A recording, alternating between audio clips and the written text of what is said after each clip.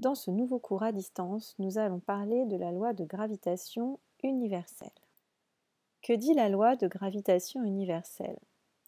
Il faut déjà savoir que cette loi a été énoncée par Isaac Newton en 1687. Cette loi dit que deux objets qui ont une masse s'attirent. C'est valable n'importe où dans l'univers, d'où le terme universel. Chaque objet exerce sur l'autre une action attractive et à distance. Ces actions sont d'autant plus grandes que les objets sont massifs et proches l'un de l'autre. En physique, les actions mises en jeu sont modélisées par des forces. Dans le cas étudié, on les appellera forces d'attraction gravitationnelle. Voyons à présent comment représenter les forces d'attraction gravitationnelle. Prenons l'exemple de deux objets dans l'univers. La Terre, notre planète, et son satellite naturel, la Lune, qui tourne autour de la Terre.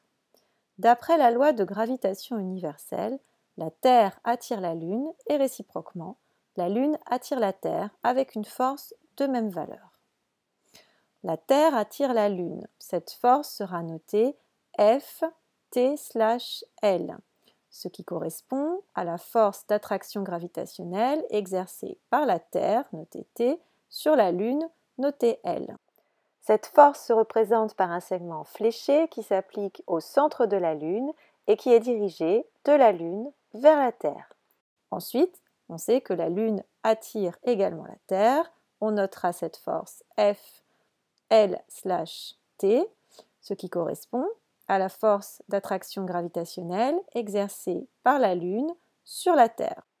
Cette force sera également représentée par un segment fléché qui s'applique au centre de la Terre et qui est dirigé de la Terre vers la Lune.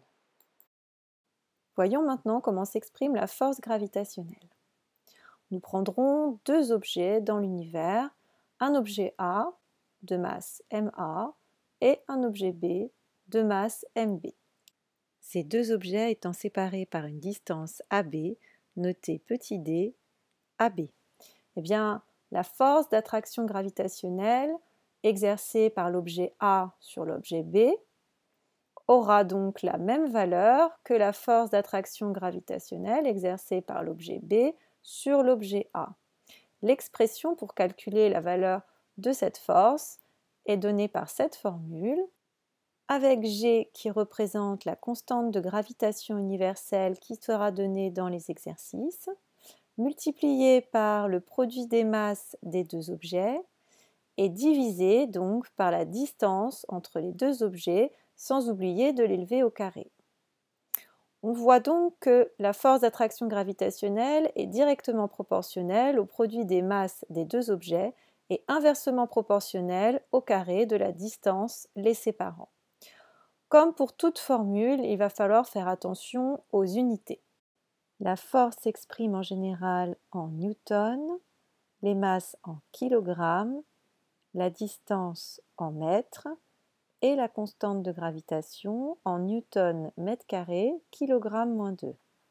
En troisième, l'expression de la force d'attraction gravitationnelle vous sera toujours donnée dans les exercices. Voici maintenant un exercice pour s'entraîner.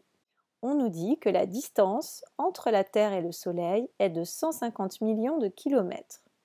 Et on nous demande de calculer la valeur de la force d'attraction gravitationnelle exercée par le Soleil sur la Terre.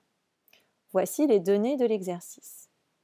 Petit rappel sur la méthode à suivre pour rédiger une réponse type à ce genre d'exercice.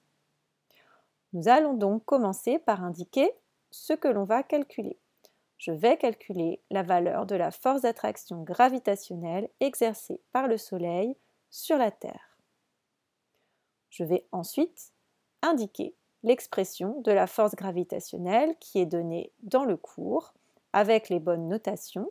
Donc la force d'attraction gravitationnelle exercée par le Soleil sur la Terre se note bien F, S pour Soleil / T pour Terre et elle est égale donc à la constante de gravitation universelle G, qui est bien donnée dans l'exercice, multipliée par le produit des masses du Soleil et de la Terre qui sont également données dans l'exercice, divisé par la distance qui les sépare est le V au carré. Cette distance est donnée dans l'énoncé.